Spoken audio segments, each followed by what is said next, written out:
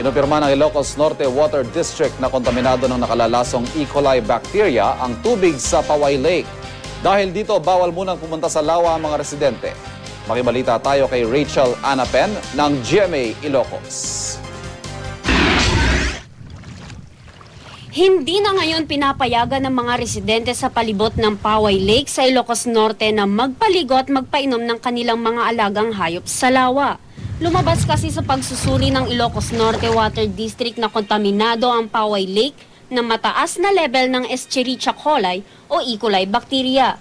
Pakalan na kasi human waste o animal waste. Sa 3 sampling na ginawa noong Mayo, papataas ang resulta ng heterotrophic plate count o nakitang bilang ng bakterya sa tubig mula sa lawa. Kung makakainom ng tubig o makakakain ng pagkain kontaminado ng E. coli ang isang tao, posible siyang makaranas ng pananakit ng tiyan, diarrhea, pagsusuka at mabilis na pagkapagod. Kapag hindi ito naagapan, posibleng ikamatay. Kaya ang mga residente nangangamba.